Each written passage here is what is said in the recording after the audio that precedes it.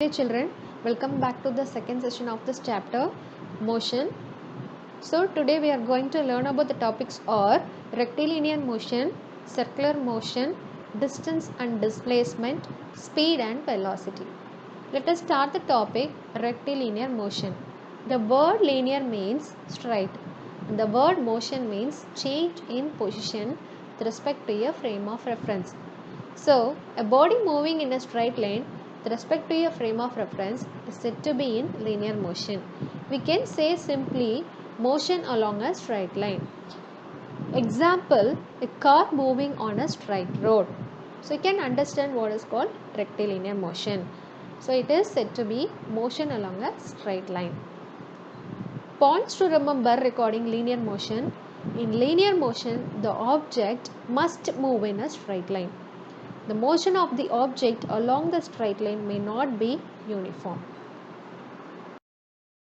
Second type of motion is circular motion. Circular motion, in the topic itself you can understand what is circular. An object moving in a circular path. We can say so many examples for the circular motion. An artificial satellite orbiting the earth at a constant height. A ceiling fan's blades rotating around a hub. A stone which is tied to a rope and is being swung in circles. A car turning through a curve in a racetrack. An electron moving perpendicular to a uniform magnetic field. So you can understand what is circular motion. Suppose a car is moving in a circular track, you can say the car is in circular motion. So which is very simple here, an object moving in a circular path. Scalar quantities. If a physical quantity can be completely described only by its magnitude, then it is a scalar quantity. We already discussed about this scalar quantity in the last standard class. Scalar quantity means only it represents the magnitude. Magnitude I say, if suppose the mass of an object, we only have to know how much matter is present in the object. Therefore, mass of an object is physical quantity that only requires magnitude to be expressed. Therefore, we say that mass is a scalar quantity. Some more examples of scalar quantities are time, area, volume and energy. We can add scalar quantities by simple arithmetic means. So here what is the simple arithmetic means? Suppose I am walking on the road. I am just covering my distance 2 plus 2 plus 2 meters. So how much traveled or how much I covered the distance from one point to final point. So 2 plus 2, 2 plus 2, 2, here 6 meters I covered. So this is what here says, we can add scalar quantities by simple arithmetic means. It is difficult to plot scalar quantities on a graph. Next, vector quantities. There are some physical quantities that cannot be completely described only by their magnitudes. These physical quantities require direction along with magnitude. For example, if we consider force, then along with the magnitude of the force, we also have to know the direction along which the force is applied. So this is very important. We can say force is a vector quantity. So force is equal to mass into acceleration. So if suppose I'm giving an object 5 Newton and it is accelerated. So which direction it is accelerated? So it says the direction. So force is a vector quantity. Therefore, to describe a force, we require both its magnitude and direction. This type of physical quantity is called a vector quantity. Some examples of vector quantities are velocity, force, weight and displacement. Vector quantities cannot be added or subtracted by simple arithmetic means. Vector quantities can easily be plotted on the graph. Example of scalar and vector, AB line segment. In this first diagram, we can understand the length of L. AB has no specified direction. So here AB is a scalar with the magnitude L. So there is no representing direction in the line segment. So their magnitude will be equal, AB is equal to BA. In the next diagram, same line segment AB, but the direction which is directed from B to A. BA is a directed line segment directed from B to A. The length of BA is L, that is its magnitude is L. This BA is a vector. So there is a direction mentioned here. So next third diagram, AB is a directed line segment directed from A to B. The length of AB is L, that is its magnitude is L. Thus AB is a vector. We can compare second and third diagram because the magnitude will be equal but the direction will be opposite. So note here, vector BA is not equal to vector AB as their direction are different although they are equal in magnitude. For two vectors to be equal, both directions and magnitude should be equal. Since both vectors are equal in magnitude but just opposite in directions, we can write vector AB is equal to minus of vector BA. Because there is an opposite direction, we should mention that in opposite direction. Distance and displacement. Distance is the length of the path or the path length travelled by a body while moving from an initial position to final position. So here it means how much distance you have covered from initial position to the final position. It is a scalar quantity. Its SI unit is meter. Therefore, only magnitude is important, not the direction of movement. Implies that path length can never be negative. Displacement is the shortest distance between the initial and final position of the body. It is a vector quantity. Its SI unit also meter. In displacement, the direction of motion is always directed from initial position towards the final position. So we can difference between distance and displacement. Suppose I can some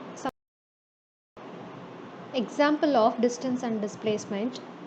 Here given one diagram, two thing or object, we can say one person is walking from starting point to ending point and another, the car is moving from another path, that is uneven path. So here how much displaces by the person. So we can say shortest distance where the point initially and where the final point, we can measure it or we can calculate it. But here the car is moving from starting, that is initial position, to the final position, even uneven path, we can say it is the total path covered by the car. Question number 1. An object has moved through a distance. Can it have zero displacement?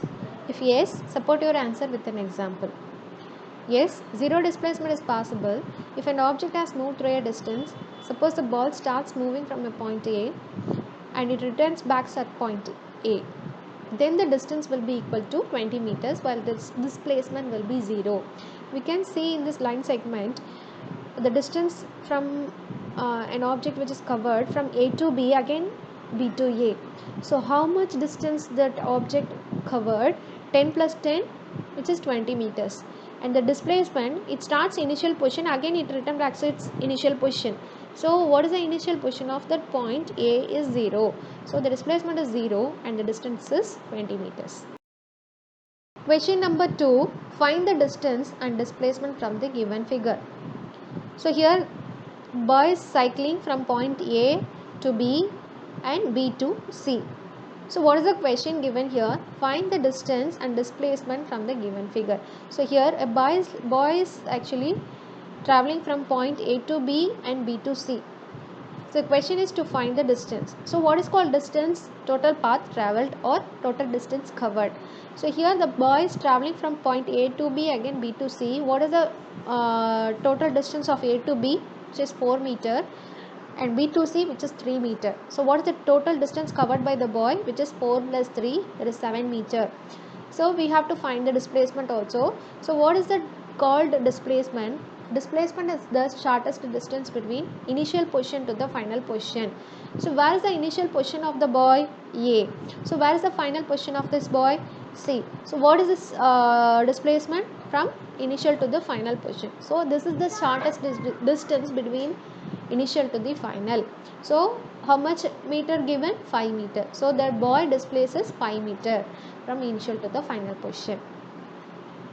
Total distance, that is total path traveled by an object. So the distance covered by the boy is 7 meter. Displacement, the shortest distance between initial to the final position. So the displacement of the boy is 5 meter. Uniform motion. If your body covers equal distances along a straight line in regular intervals of time, then the motion is said to be uniform. Examples: a ball pushed in free space will continue to move uniformly, covering equal distances in equal intervals of time along a straight path. If an ant covers equal distances in equal intervals of time along a straight wire, its motion is uniform. A car is running at a constant speed, say 10 meters per second, will cover equal distances of 10 meters every second, so its motion will be uniform. Non-uniform motion.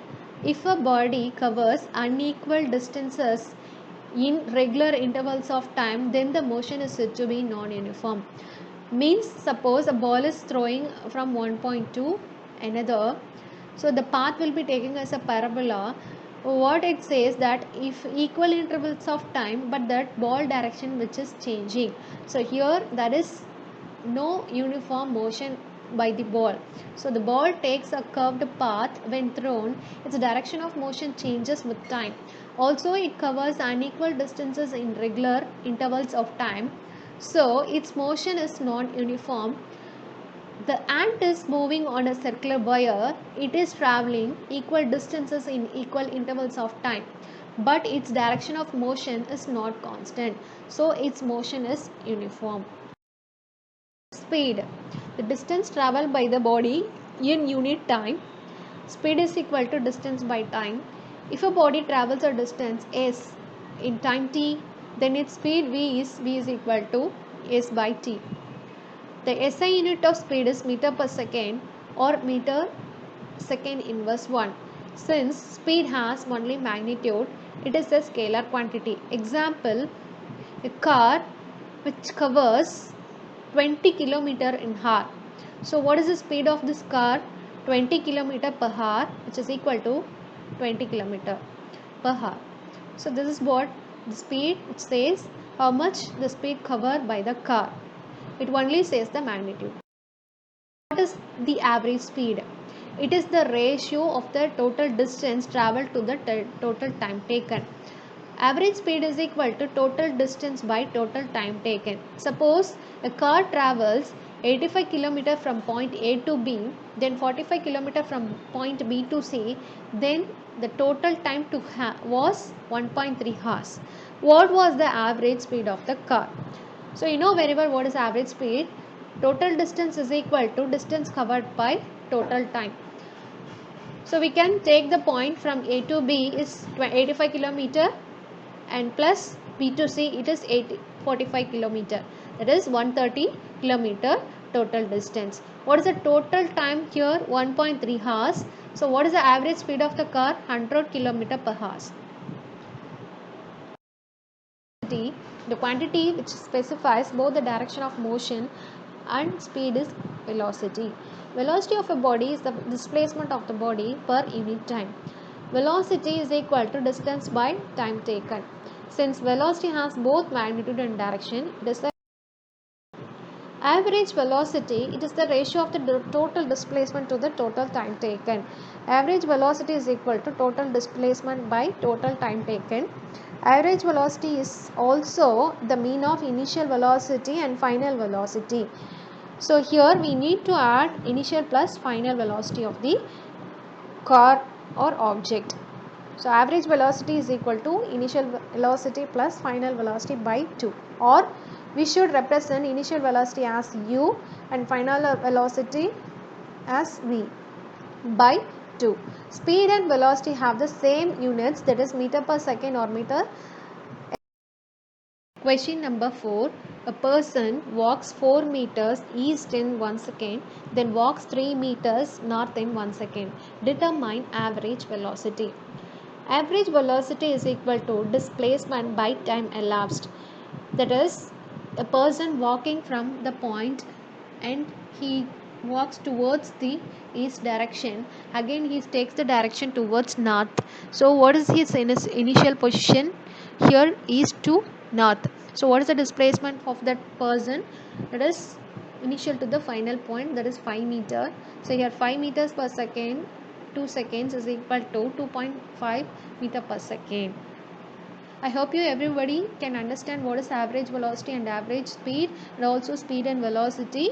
Let's see in the next class what is called rate of change of velocity and acceleration. Thank you, children.